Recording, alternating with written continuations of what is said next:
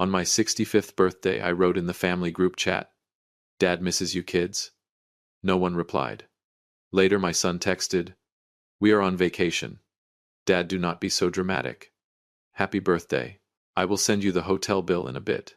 That very night, I did something they never expected. I shut down the ATM machine called Vincent Henderson. Welcome to Dad's real-life revenge. My name is Vincent. If you have ever been treated like a financial tool by the very people you love, you will understand how I feel right now. I am glad you are here. Stay with me until the end to see how I took back my self-respect. And leave a comment telling me the city you are watching from, so I can see how far my story has traveled. 7:30 in the morning. The silence was so deep that I could almost hear the blood rushing through my veins. The ticking of the clock on the wall sounded dry and hollow, like the tapping of a life sentence being handed down for loneliness. I sat at the familiar oak table, where just 2 years ago, Martha used to sit across from me complaining that I put too much sugar in my coffee. Now the seat across from me was nothing but empty space and sunlight drifting through dancing specks of dust. I picked up my phone. The bright screen reflected my wrinkled face and my tired eyes. My fingers trembled as I opened the family group chat with all 12 members in it. I typed and retyped every word as if it were a final prayer sent to the people who carried my blood.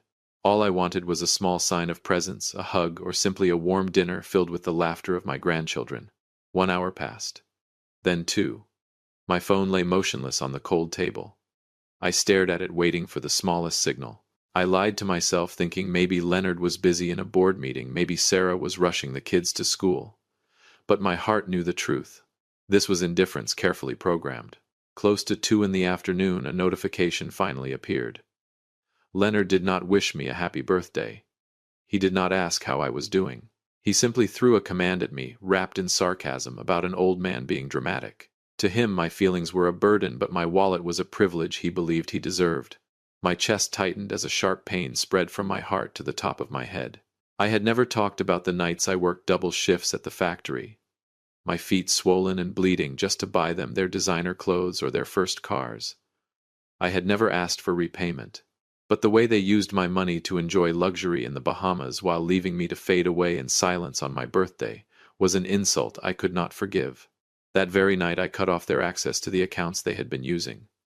37 missed calls later, a storm was already on the horizon. I stood up and walked toward my desk. The trembling was gone, replaced by a cold determination. I looked at Martha's photograph and whispered, "The game is over." After I pressed the confirmation button to block every secondary card, I set the phone down on the table. I stood there in the dim darkness of the living room, feeling a chilling silence before the real storm arrived. For a moment I wondered if I had been too cruel. But then Leonard's message flashed through my mind again like a blade cutting through the last piece of compassion I had left. Less than 10 minutes later, the phone began vibrating violently against the wooden table, producing sharp, relentless sounds. The screen kept lighting up with Leonard's name, then Sarah's, and then Mike's. They were calling as if their house were on fire, as if their lives were hanging by a thread. I did not pick up. I stood still, watching that small device scream for the privileges they had just mocked me for giving them a few hours earlier. 37 missed calls, and dozens of angry voice messages flooded my voicemail. I began opening them one by one. Leonard's voice exploded through the speaker, full of arrogance and humiliation. "Dad, what the hell are you doing? My card just got declined in front of my boss and my clients at the restaurant. Do you have any idea how humiliating that was? They looked at me like I was some kind of fraud. Turn it back on right now, or you will regret it." I could hear him breathing heavily, the rage of someone who had always treated another person's wallet as his own. Next came Sarah. Her voice was breaking through tears and the loud background noise of an upscale shopping mall. "Dad, I am standing at the checkout with a cart full of things for the kids. Everyone is staring at me because the card will not work. Are you trying to kill me with embarrassment? I do not even have any cash with me." I smiled bitterly. She had no cash yet. She always had money to buy designer dresses worth thousands of dollars with the sweat of my labor. The anger inside me slowly gave way to something colder, something painfully clear. I realized that in their eyes, I was not a father. I was an ATM machine with emotions. A tool they used to maintain their glamorous and artificial image in front of the world. When the card worked, I was the wonderful father. When the money stopped flowing, I became selfish and irrational. I walked to the window and looked out onto the quiet street. Betrayal does not come from enemies. It comes from the people you would once have given your life to protect. Leonard was humiliated in front of his boss. Sarah was crying because she could not pay at the store. Mike was probably terrified someone would repossess his shiny car. Every one of their worries revolved around money. Not one of them asked why I had done this. Not one of them wondered whether my heart had been shattered that morning. They never called to ask for advice or to talk. They called when they needed money. And every time before this I had always said yes. But that indulgence was over. I felt a strange new strength moving through my veins. This was not blind revenge. It was surgery cutting away the tumors of dependency. I looked again at the transaction history and saw the luxury expenses in the Bahamas. I had worked double shifts at the factory until retirement so they could live that life. And they used that very money to buy their contempt for me. I am glad you are here. Stay with me until the end of this story, because this is where the real awakening begins. This fight is only the beginning of a journey to reclaim my freedom. I walked into the bedroom and took out Martha's old notebook. It was time to look at the real numbers behind this deception. I walked into my minimalist bedroom where the faint scent of lavender from Martha's pillows still lingered like a quiet comfort. I opened the drawer of the oak dresser and took out an old tin box that held the secrets I had tried to ignore for far too long. Inside were stacks of bills, bank statements, and the leather notebook Martha used to track our expenses before she left this world. I turned each page slowly, feeling as if I were touching wounds that had never fully healed. The numbers began to reveal themselves with brutal clarity, and every number carried a sweet lie behind it. $28,700 of my retirement savings had vanished over the past 12 months.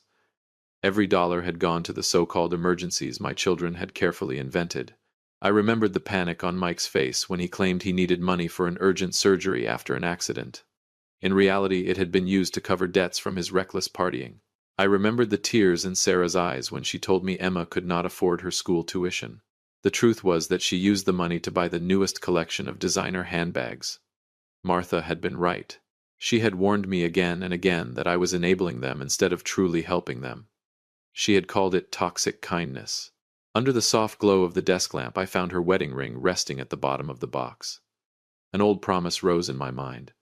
Martha had made me promise that if she were ever gone, I would live for myself. Yet for the past 2 years, I had been a servant to the greed of children who were already grown. I had denied myself comfort just to play the role of an endless wallet, while they treated my existence with quiet contempt. The change inside me felt like an earthquake. I began sorting through Martha's old closet. As I held one of her worn sweaters, a strange strength rose within me. I was no longer the pitiful old father abandoned on his birthday. I was a man reclaiming his life from parasites.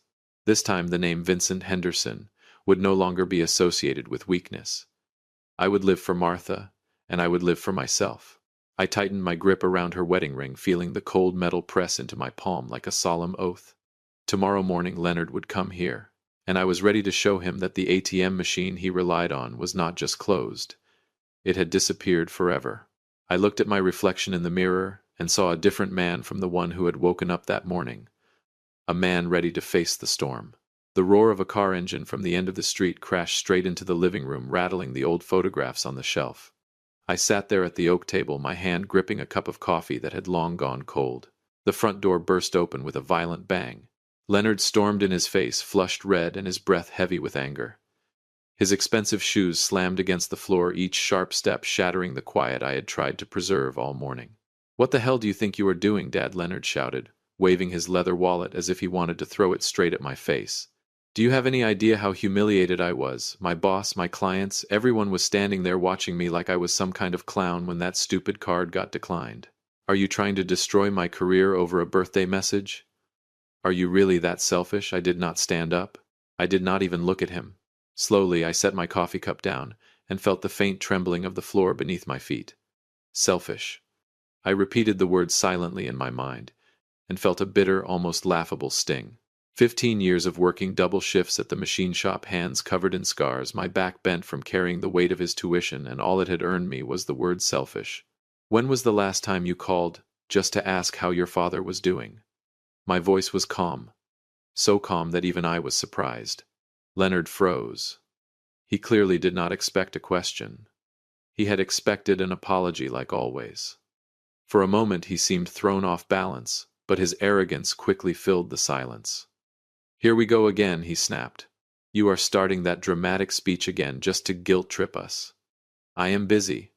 I have a future to worry about. I have to make money. Are you making money? Or spending mine on luxury vacations in the Bahamas?" I finally lifted my head and looked straight into his cold eyes. Silence swallowed the room. The only sound was Leonard's heavy breathing. I stood up slowly, walked to the cabinet, and took out a jar of the pasta sauce I had cooked the night before. The rich smell of tomatoes and thyme spread through the air, bringing back memories of family dinners when Martha was still alive. Leonard glanced at the jar. For the briefest moment, a flicker of something passed through his eyes. Regret, perhaps, but it disappeared just as quickly. "You stand here demanding money and privileges." I continued, my voice tightening. "But have you ever once seen the loneliness of the old man who lives in this house?" Leonard took a step back. His mouth moved, but the words did not come out clearly. For the first time he truly looked around the empty house. He saw the dust gathering on his mother's chair. The emotion in my chest tightened like a knot. I pushed the jar of sauce toward him. "You say you want money, but you would not even know how to survive without my card. Take this jar and go, Leonard. This is the only thing left from the love you can still receive from this house." Leonard stared at the jar, then back at me. He seemed trapped between anger and a new unfamiliar feeling of shame. But this confrontation was only the beginning. Leonard did not yet know that I had not only locked the cards, I had also prepared another surprise hidden inside the will Martha left behind. And the drama would rise even higher when the secret about Sarah's fake investment money finally came to light. Stay with me, because real justice was about to begin. Leonard left with a slam of the door so hard that the wedding photo of Martha and me rattled on the shelf. The silence returned, but it carried no peace. It was heavy like lead pressing down on the room. I sat in the old armchair, feeling the wood creak beneath the weight of an aging body worn down by years of lies. I opened my leather notebook and began underlining the numbers I had ignored for far too long. $28,700. For millionaires it might not be much. But for a retired factory worker like me, it was sweat, blood, and sleepless nights on the factory floor, meant to buy a little security in old age. Yet in just 1 year, that money had been torn apart by the very children I would once have given my life to protect. Every expense replayed in my mind, like scenes from a horror film. I remembered the day Sarah came to my house with swollen eyes, crying that Emma needed a large amount of money for psychological treatment after the trauma of losing her grandmother. I did not hesitate. I withdrew $5,000 and handed it to her without the slightest suspicion. Now, looking at my bank statement, I could see the transaction clearly. That money had been used at a cryptocurrency exchange the very same night. My daughter had used her child's grief and her mother's death as bait for her own greed. The truth was so raw, it made me feel sick. I realized I had not been helping my children through hardship. I had been feeding monsters wearing the faces of family. My generosity had been the poison that slowly stripped away their humanity. I stood up and walked into the kitchen. From the refrigerator I took out the remaining jar of tomato sauce. The strong scent of garlic and thyme filled the air, bringing back memories of when Martha was still alive. "Vincent," she used to say, "do not become an endless wallet for them. They will forget how to stand on their own feet." At the time, I had scolded her for being too harsh with the children. Now every one of her words felt like a slap against my own foolishness. I looked at myself in the mirror. The man staring back at me looked unfamiliar, his eyes marked by the deep lines of disappointment. I decided to clean out Martha's closet. One by one I folded her sweaters and scarves neatly. When I picked up her wedding ring, a sharp jolt ran down my spine. That was the moment I made a promise to myself. From this point forward I would never allow anyone to trample on my kindness again. Locking the cards was only the beginning. I would make them see the rot inside themselves. I would tear away Sarah's mask right in front of Leonard so they could witness how quickly their so-called family loyalty would collapse once the flow of money stopped. I knew the next storm was already on its way. Sarah had just sent a message saying she was standing outside my house holding a stack of unpaid bills. But this time, Vincent Henderson would not open the door with his wallet. He would open it with the most bitter truth they had ever faced. The doorbell rang again and again, sharp and impatient, as if it wanted to shatter the fragile silence still clinging to the house. I did not rush. I slowly tightened the laces of my shoes and looked at myself in the mirror one last time before facing the next wave of anger. When I opened the door, Sarah was standing there with a pale face and messy hair, nothing like the polished image she showed on social media. Leonard had returned as well. He leaned against his shiny car, his eyes narrowed with resentment. "Dad, please," Sarah blurted out, her voice shaking with fear. "I owe people money. Do you know what loan sharks will do if I do not pay that crypto debt today? Are you really going to watch your own daughter get thrown out onto the street?" She began to cry. Tears rolled down her cheeks, but now all I saw was the performance of a bad actress trying to play her final scene to squeeze money from an old man. I stepped out onto the porch. The cold air of the late afternoon brushed against my old coat. I looked straight at Sarah, then at Leonard. These were the two children Martha and I had once treasured like jewels, money or love. The answer was clear in the way they stood there. Not a single word asking how I was after the shock of the morning. Only numbers. Only threats. "When was the last time either of you called just to ask how your father was doing?" I asked the question again, my voice lower, now sharper. Sarah froze. Her crying stopped instantly. Leonard stepped forward until his face was inches from mine. "Stop the moral act, Dad. You have money. You have plenty of retirement savings in this house. What are you saving it for, while your own children are drowning in debt? Are you planning to take it all to the grave to keep Mom company?" The words hit harder than any slap. My chest tightened as if a hand had wrapped around my heart. Without saying a word, I turned back into the house, grabbed the jar of pasta sauce Martha had once taught me to make, and hurled it onto the brick ground right in front of Leonard. The glass shattered. Red sauce splattered across his expensive shoes, spreading like dark stains of dried blood. "You do not love me," I said quietly. "You love my wallet. You love the blind protection I foolishly gave you for years." Martha was right. I raised monsters instead of human beings. Leonard looked down at his stained shoes. His face twisted with anger, but there was also something else now. Fear. Fear of the sudden transformation of the father who had always been quiet and obedient. "From this moment on, every number you counted on has turned into nothing." I turned to Sarah, the daughter who had once been my greatest pride. "Your brother-in-law owes money in crypto, and you used your child's illness as an excuse to steal from my retirement. Tell me something, Sarah. Are you still human?" Sarah lowered her head. She could not meet my eyes. Her shoulders trembled, whether from shame or from the loss of money she thought she would get. I no longer cared. I turned around, stepped back inside, and locked the door behind me, leaving my two children standing in the yard among the broken glass and the strong smell of tomato sauce. The knot inside my chest finally loosened. I did not feel pain anymore. I felt free. But I knew the real reversal had not happened yet.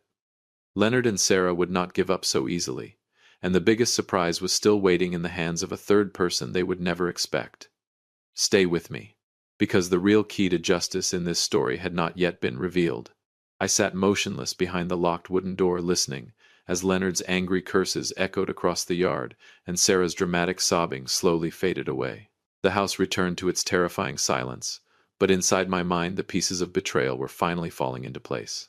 I walked to my desk and pulled out the stack of documents I had quietly collected with the help of an old friend who worked at the bank. This was the moment Sarah's mask would finally fall. I picked up my phone. My hands were no longer trembling. I opened the voice recording I had captured from their argument last month when they thought I had fallen asleep in the armchair. Sarah's voice filled the dark room cold enough to send a chill down my spine. "Dad is old. Sooner or later this house will belong to us. Just say Emma needs money for treatment and he will hand everything over." That sentence had been the fatal blade that cut through my last thread of trust.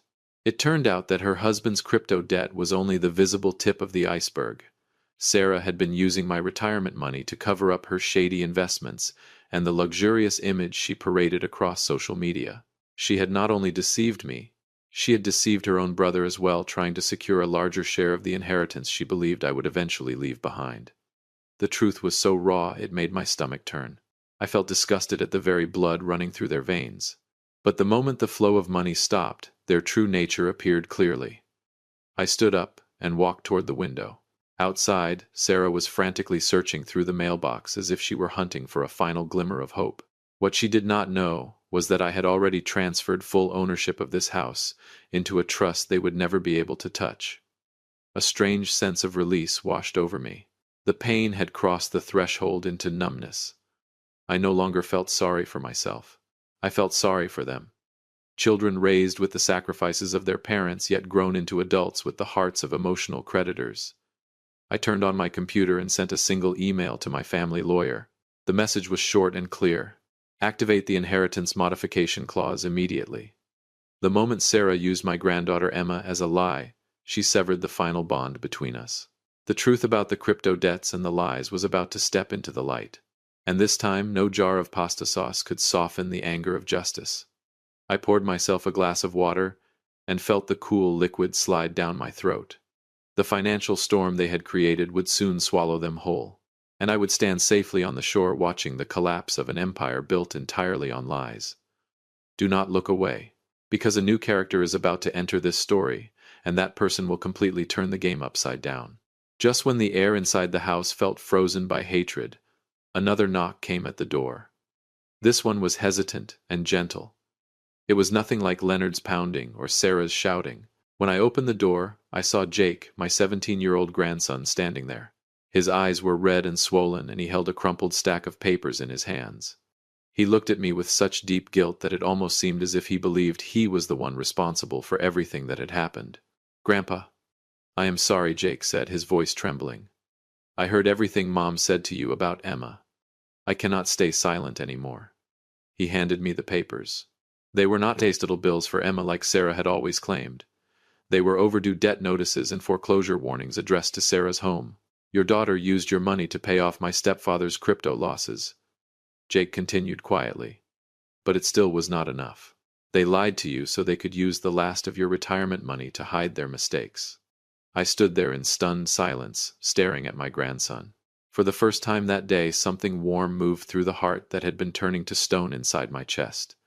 In a family filled with predators, there was still one young soul with integrity. Jake had not come to ask for money. He had come to return the truth.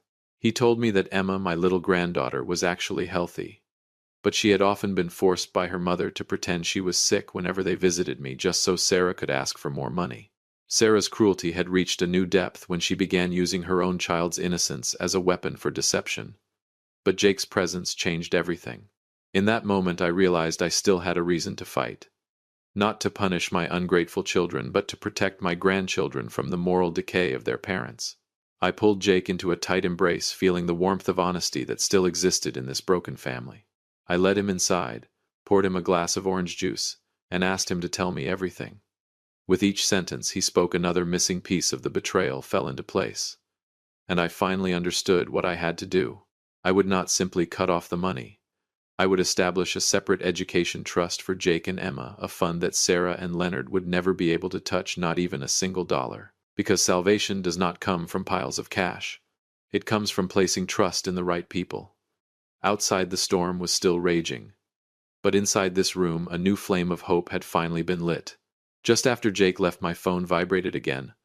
I was ready to reject the call immediately, assuming it was another attack from Leonard or Sarah. But the name on the screen made me pause. It was Mike, my youngest son, the one I had not heard from for 6 months since he disappeared with a mountain of debt. "Dad." Mike's voice came through the phone, hoarse and trembling. In the background I could hear wind and hurried footsteps. "I am standing in front of a rehabilitation center. I spent the last money you gave me on those terrible things. I almost ended everything because I felt like I did not deserve to live." He paused, struggling to breathe. "But today, when I was about to call you to ask for one last payment, something stopped me. I suddenly remembered the smell of Mom's pasta sauce. I remembered how you worked yourself to exhaustion at the factory just so I could have that car." I said nothing. Tears slowly slid down the deep lines on my face. Unlike Leonard's rage or Sarah's manipulation, Mike's voice carried real brokenness. "I heard you lock their cards," he continued quietly. "I am glad you did. Please do not give me another dollar, Dad. I already checked myself into this place. I will work in the carpentry shop here to pay back what I owe." His voice faltered. "I just wanted to say, I am sorry for being such a terrible son. Mike's confession felt like cool water poured onto a heart that had been burning all day. It dawned on me that my firmness had not only been punishment, it had also been the push a lost soul needed to find his way back. Mike did not call to ask for money. He called to reclaim his dignity. For the first time since the storm of financial betrayal began, I felt something that resembled redemption. Mike had broken the pattern. He called not to beg, but to confess, not to demand help, but to reject blind protection. A quiet strength rose inside me. If Mike could choose the hard road toward independence, then I had to be strong enough to support him in the right way, not as a walking wallet, but as a father. I ended the call and looked out toward the garden, where Martha's young sunflower sprouts were swaying gently in the wind. I knew then that I would not be alone. I would visit Mike. I would bring him a jar of pasta sauce, not to spoil him, but to remind him where real love comes from. The storm of hatred was slowly giving way to awakening, and I realized something important. Sometimes the best way to love someone is to let them walk forward on their own wounded feet. The sweetest revenge is not watching others suffer. It is watching the people you love become better. And the final chapter of my life was opening with a completely different color. This morning I woke up in a small hotel room in Ireland, where the waves of the Atlantic Ocean crashed gently against the magnificent cliffs of Moher. There are no more phone calls demanding money, no more piles of unpaid bills from my children thrown in my face every morning. I hold a postcard with a sunflower on it, the flower Martha loved most, and I smile at my reflection in the mirror. At 64 years old, I finally understand what the breath of freedom feels like after having the courage to walk through the storm of betrayal. Leonard and Sarah are no longer part of my life through threats or desperate pleas. When I announced my new will transferring all my assets into an education trust for Jake and Emma, they screamed like starving animals. But I simply looked at them calmly and said one sentence. I gave you my entire life. Now I will give you something more valuable than money: self-respect. When the flow of money stopped, they were forced to face a harsh reality and begin learning how to work honestly to repay the debts created by their own mistakes. Now my silence is the strongest answer I can give. I chose to love with boundaries instead of blind protection. The latest message from Mike arrived this morning. It was a photo of him building an oak chair with his own hands at the rehabilitation center workshop. He did not ask for money. He only wrote, "I am trying so that one day you can sit on this chair and feel proud of me." Tears fell onto the postcard in my hands, but they were tears of relief and hope. If you have followed this story all the way to this moment, please help us with one small and quick thing. Subscribe. Many people watch without doing it, and it costs you nothing but means a great deal to us. I stand on the windy cliff, feeling how small a person truly is before the vast power of nature. The pain of the past now feels like nothing more than grains of sand beneath my feet. I have reclaimed my life. I have reclaimed the dignity of a father, and most importantly, I have regained my faith in the integrity of the next generation through Jake and Emma. Life is a series of choices, and I am proud that in the end I chose the right one. Welcome to my new life, a life with no bills, only dreams that are just beginning to bloom.